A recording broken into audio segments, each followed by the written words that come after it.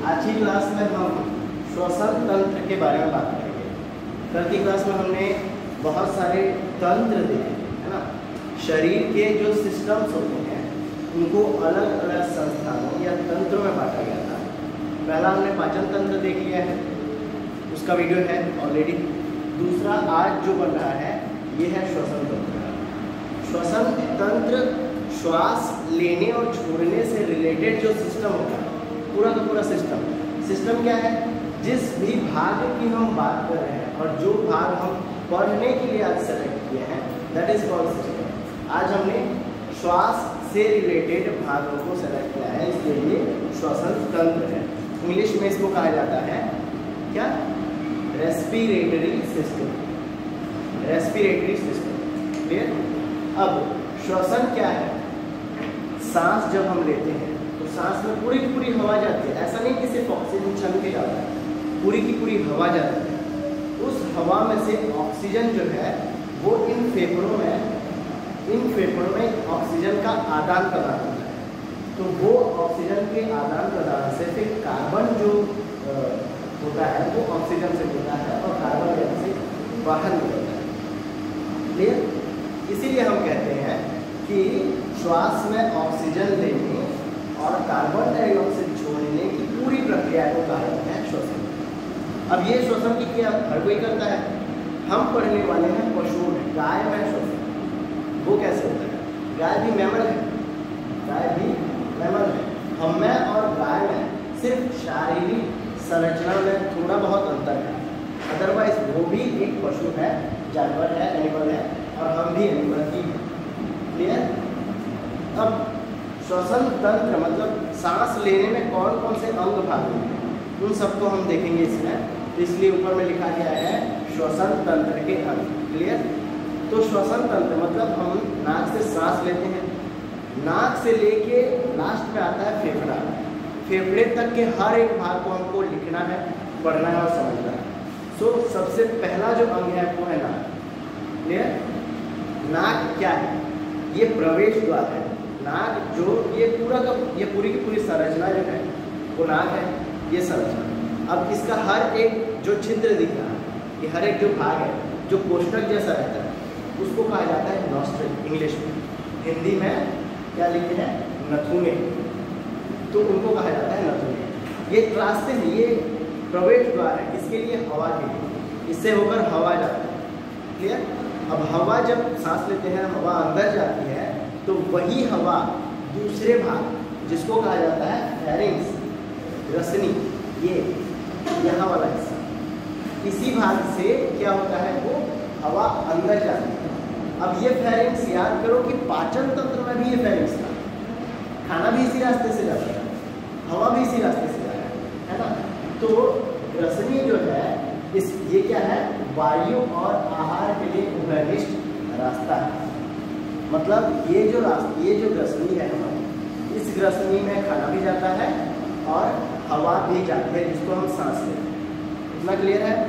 ग्रसनी के बाद दूसरा आता है ग्रासनली, जिसको कहा जाता है लैरिंक्स। जब हम खाना खा रहे थे तो इस भाग को हमने ग्रासनली कहा था, अब हम सांस ले रहे हैं इसलिए इसको कहेंगे स्वर यंत्र। क्लियर।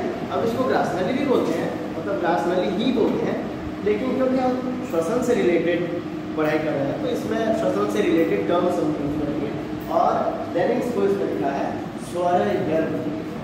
अब ये स्वर यंत्र क्या होता है, ये भी वायु और आहार के लिए उभयनिष्ठ रास्ता है। मतलब खाना और हमारी हवा जो हम सांस में लेते हैं वो दोनों इस ग्रसनी से होते हुए ग्रासनली या यहाँ जो स्वर यंत्र होता है वहाँ तक पहुँचते हैं। और वो कैसा बना होता है, वो उपास्थि से बना हुआ होता है। अब उपास्थि क्या है, हड्डी और मांस, अस्थि और मांस के बीच की स्थिति। ये कान उपास्थि से बना है, इसको इंग्लिश में कहा जाता है कार्टिलेज। और वही कार्टिलेज जो है वो हमारे कान बनाता है और वही कार्टिलेज क्या करता है, ये उपास्थि से स्वर यंत्र बनाता है। और ये हमारे कान छू के देखो, ये ना तो हड्डी है ना ही मांस है, छूने से ऐसा लगता है जैसे आधी हड्डी है आधा मांस है। तो इसीलिए उसको कहा जाए उप अस्थि। पूरी अस्थि नहीं है, अस्थि मतलब हड्डी।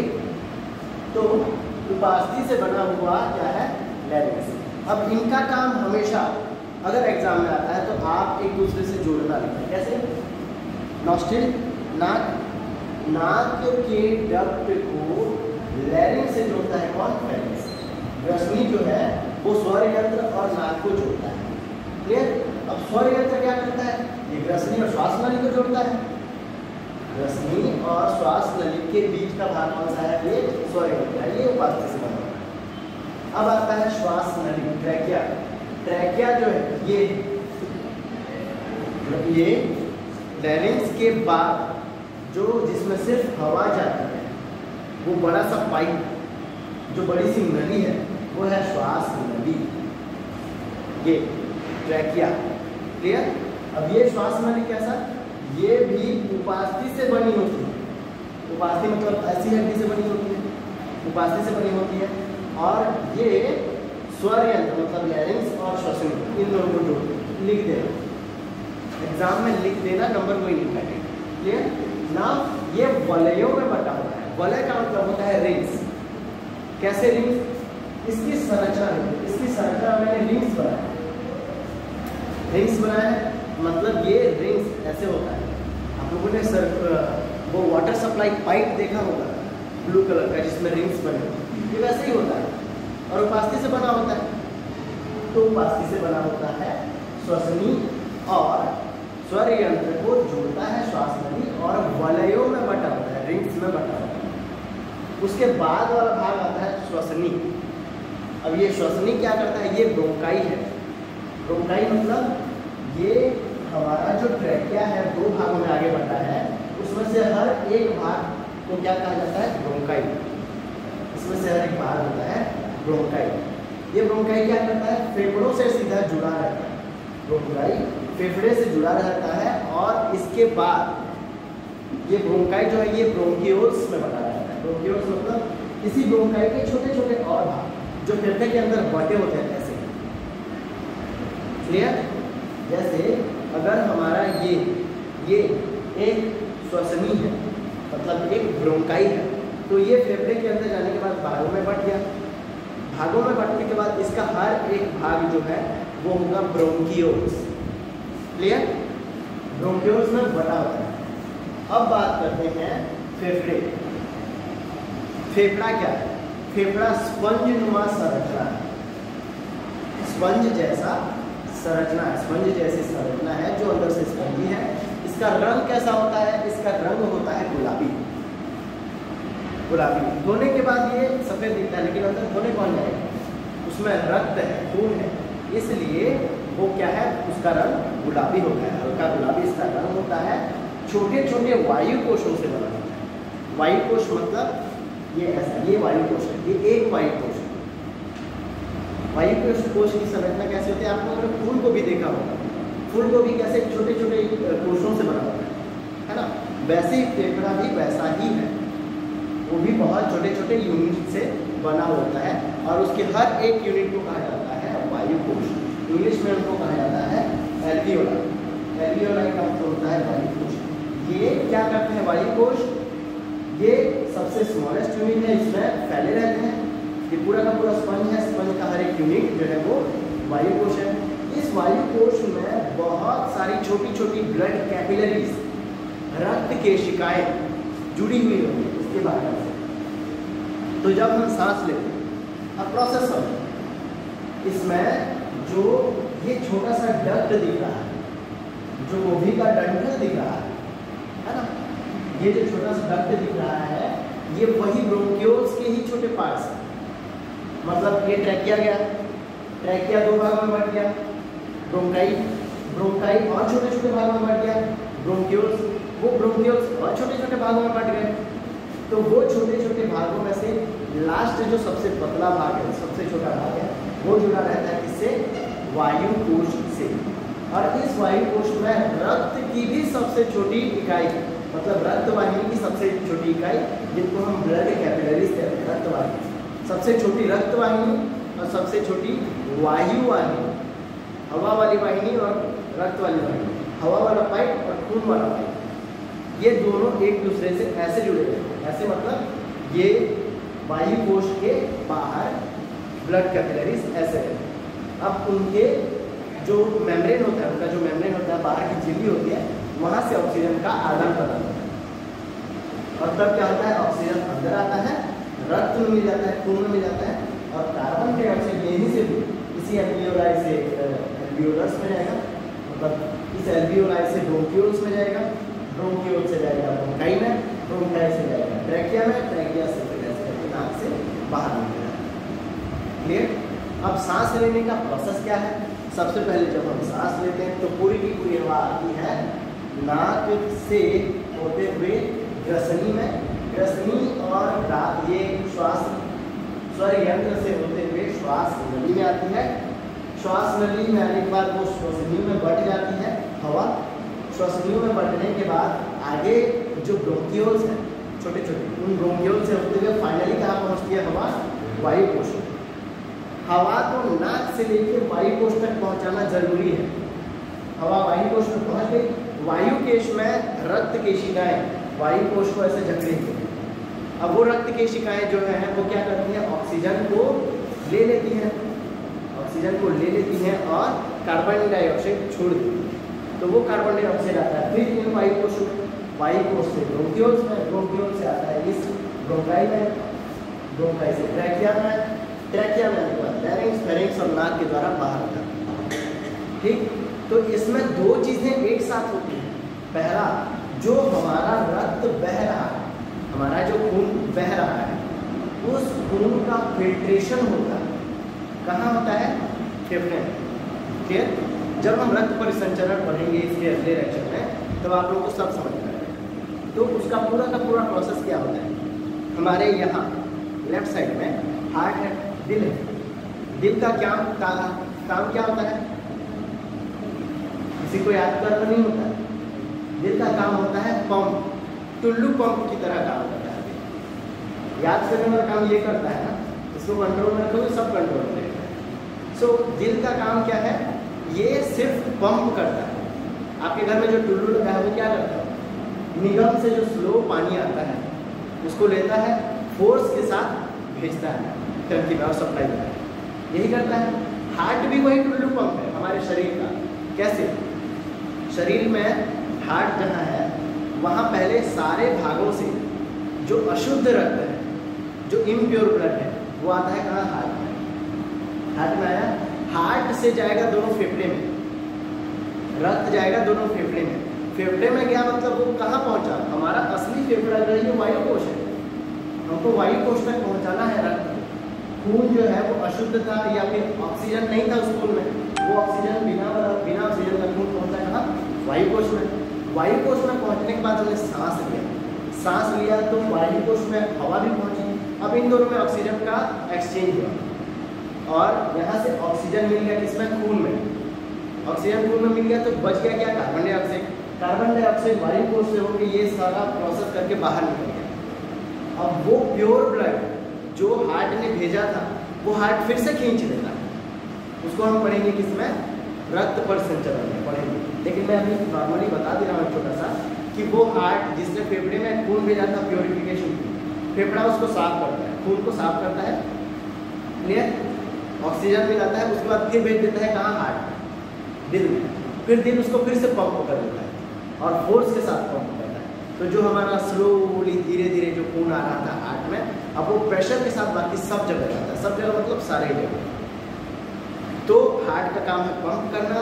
हार्ट पंप करके ब्लड खींचता है, ब्लड भेजता है फेफड़े के पास। फेफड़े में जो वायु कोश है, वायु कोश क्या करते हैं? ऑक्सीजन मिला देते हैं। ऑक्सीजन मिलाने के बाद ये साफ वाला रक्त जो है, ऑक्सीजन वाला रक्त फिर से पहुंचता है हार्ट के पास। हार्ट उसको पंप करता है, भेजता है बाकी सारे बॉडी पार्ट्स को, शारीरिक अंगों को। क्लियर? तो ये तो रक्त परिसंचरण हो गया। उसी में इसका रोल कैसे है वो समझने के लिए देखो, जब हम सांस लेते हैं, छोटा सा रेट, जब हम सांस लेते हैं, सांस लेने के बाद वायु जो है वो ग्रसनी और स्वर यंत्र से होते हुए श्वास नली ट्रैकिया में पहुंचती है। ट्रैकिया जो है वो क्या है? रिंग जैसा बना रहता है। ट्रैकिया उपास्थि से बना है और रिंग्स होते हैं। ये आगे जाके बढ़ जाते हैं किसमें? श्वसनी में। श्वसनी में बढ़ते हैं। श्वसनी जो है ब्रोंकाई है। ब्रोंकाई फेफड़े के अंदर बढ़ता है, ब्रोंकियोल्स में बढ़ जाते हैं, और ये ब्रोंकियोल्स फिर आगे जाके किससे मिलते हैं? वायु कोश से मिलते हैं। इसमें होते हैं ब्रोंकियोल्स। ब्रोंकियोल्स क्या करते हैं? ये वायु कोशों से मिलते हैं, वायु कोश में ऑक्सीजन छोड़ते हैं और कार्बन डाइऑक्साइड देते हैं, फिर उसको वापस करते हैं, और जिस स्पीड से, जिस रास्ते से वो हवा आई थी, उसी रास्ते से वो वही हवा सिर्फ ऑक्सीजन को रखने के बाद बाकी सारी हवा बाहर निकल जाती है। इसलिए हम क्या कहते हैं कि हम सांस में ऑक्सीजन लेते हैं। ये बच्चे पढ़ते हैं, हमारे नाक में ऐसी कोई छन्नी नहीं लगी है जो कि हवा से सिर्फ ऑक्सीजन को सांस में ले, पूरी की पूरी हवा जाती है। इसलिए तो कभी कभी धूल, मिट्टी, धुआं सब अंदर जाता है ना, तो पूरी की पूरी हवा जाती है। काम क्या आता है? सिर्फ ऑक्सीजन। ऑक्सीजन सिर्फ काम आता है, इसलिए हम कहते हैं कि सांस में हम ऑक्सीजन लेते हैं।